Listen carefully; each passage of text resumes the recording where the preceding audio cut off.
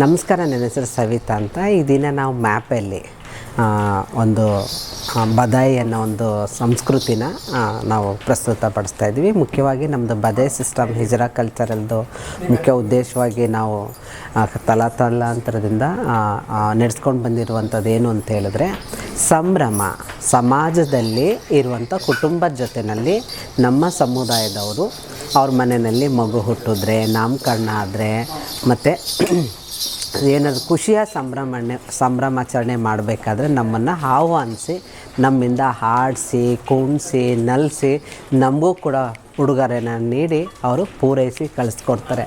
ಅದು ರಾಮನ ಅವತಾರ ಅಂತೇಳಿ ನಮ್ಮಿಂದ ಏನು ನಾವು ಅವ್ರಿಗೆ ಆಶೀರ್ವಾದ ಮಾಡ್ತೀವಿ, ಅದೆಲ್ಲ ಅವ್ರಿಗೆಲ್ಲ ಸಫಲ ಆಗುತ್ತೆ ಅನ್ನೋ ಒಂದು ನಂಬಿಕೆ ಇಟ್ಕೊಂಡು ನಮ್ಮನ್ನು ಆಹ್ವಾನಿಸ್ತಾರೆ. ಅದೇ ರೀತಿ ಆ ನಂಬಿಕೆ ಆಧಾರದ ಮೇಲೆ ಕೂಡ ನಮ್ಮ ಹಿಜ್ರಾ ಸಂಸ್ಕೃತಿ ಭಾರತ ದೇಶದಲ್ಲಿ, ಹಾಗೆ ಈಗೀಗ ಪಾಶ್ಚಿಮಾತ್ಯ ದೇಶಗಳಲ್ಲೂ ಕೂಡ ಈ ಒಂದು ಬದಾಯಿ ಸಿಸ್ಟಮ್ ನಡೀತಾ ಇದೆ. ಹಾಗೆ ಇದನ್ನು ಹಿಂದಿನ ಕಾಲದಲ್ಲೂ ಕೂಡ ರಾಜ ಮನೆತನಗಳಲ್ಲಿ ನಮ್ಮನ್ನು ಆಹ್ವಾನಿಸಿ ನಡೆಸ್ತಾ ಇದ್ದಂಥ ಸಂಸ್ಕೃತಿ ಕೂಡ ಇದೆ.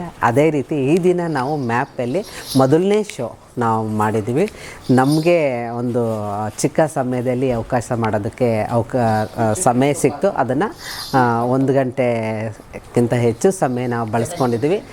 ಪ್ರೇಕ್ಷಕರು ಎಲ್ಲರೂ ಕೂಡ ಅಭಿಪ್ರಾಯನ ತಿಳಿಸ್ಬೇಕು, ಹಾಗೆ ತಾವು ಕೂಡ ತಿಳಿಸ್ಬೇಕು ಅಂತೇಳಿ ನಾನು ಕೇಳ್ಕೊಳ್ತೇನೆ. ಅದ್ರ ಜೊತೆಗೆ ನಾವು ಸಮುದಾಯವಾಗಿ ಲೈಂಗಿಕತೆ ಅಲ್ಪಸಂಖ್ಯಾತ ಸಮುದಾಯವಾಗಿ ನಾವು ಒಂದು ಲೇಬಲೈಸ್ ಆಗಿ ಜನ ಸಮೂಹ ನಮ್ಮನ್ನು ತಳ್ಳಲ್ಪಟ್ಟಿದ್ದಾರೆ. ನಮ್ಮನ್ನು ತಳ್ಳಬೇಡಿ, ನಮಗೂ ಕೂಡ ಅವಕಾಶ ಕೊಡಿ. ಅವಕಾಶ ಕೊಟ್ಟರೆ ನಾವು ಕೂಡ ಸಮಾಜದ ಬೇರೆ ಬೇರೆ ಮುಂಚೂಣಿ ಕ್ಷೇತ್ರಗಳಲ್ಲಿ ನಮ್ಮ ಸಮುದಾಯನ ನೀವು ನೋಡ್ಬೋದು. ಅದೇ ರೀತಿ ಈಗಾಗಲೇ 1% ಸರ್ಕಾರದ ನಮ್ಮ ಕರ್ನಾಟಕ ಸರ್ಕಾರದ ರಿಸರ್ವೇಷನ್ ಆಧಾರದ ಮೇಲೆ ಅವಕಾಶಗಳಿದೆ. ಅಲ್ಲೂ ಕೂಡ ಏನು ಅಂತ ಹೇಳಿದ್ರೆ, ಸರ್ಕಾರದ ವ್ಯವಸ್ಥೆಯಲ್ಲಿ ನಮ್ಗೆ ಅವಕಾಶಗಳು ಸಿಕ್ಕೋದು ಎಷ್ಟು ಕಷ್ಟ ಅಂತ ಹೇಳಿದ್ರೆ, ಏನು ಓಲ್ಡ್ ಜನ್ರೇಷನ್ಸ್ ಏನಿದೆ, ಈಗ ಇಲ್ಲಿ ತಾವೆಲ್ಲರೂ ನೋಡ್ತಾ ಇದ್ದೀರಾ, ಇಲ್ಲಿರುವಂಥ ಜನ್ರೇಷನ್ಸ್ಗೆ 50 ವರ್ಷ 60 ವರ್ಷ ತುಂಬಿದವ್ರಿಗೆ ಅವಕಾಶಗಳು ಸಿಕ್ಕಲ್ಲ. ಈ ನಮ್ಮ ಸಂಸ್ಕೃತಿನ ಹಾಗೆ ಮುಂದುವರ್ಸ್ಕೊಂಡು ಹೋಗಬೇಕು. ಹಾಗೆ ಯಂಗ್ ಜನ್ರೇಷನ್ಸ್ ಯಾರು ಬರ್ತಾರೆ ಅವರು ಆ ಸಮುದಾಯ ಅಂತ ಹೇಳಿ ಅವ್ರ ಫ್ಯಾಮಿಲಿ ಒಪ್ಕೊಂಡು ಅವ್ರಿಗೆ ಮನೆಯಲ್ಲೇ ಇಟ್ಕೊಂಡು ಒಳ್ಳೆಯ ಒಂದು ಎಜುಕೇಷನ್ನ ಕೊಟ್ಟು ಅವರೊಂದು ಏನೊಂದು ಕನಸಿರುತ್ತೆ, ಆ ಕನಸನ್ನು ನೆನೆಸು ಮಾಡೋದಕ್ಕೆ ಪೂರಕ ವಾತಾವರಣನ ಸೃಷ್ಟಿ ಮಾಡಿಕೊಡ್ಬೇಕು.